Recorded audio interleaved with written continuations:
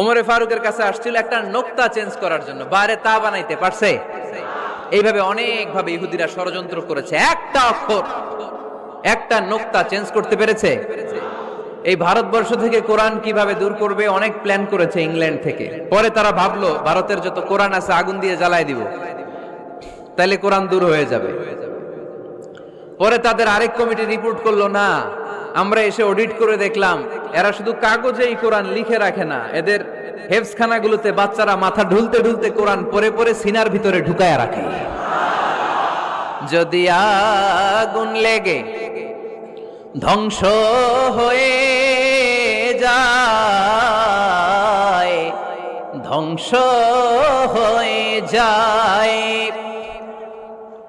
যদি আগুন লেগে যায় পুড়ে যায় পৃথিবীর সব বইয়ের দোকান, বিশ্ব থেকে হারাবে না পবিত্র কোরআন, বিশ্ব থেকে হারাবে না পবিত্র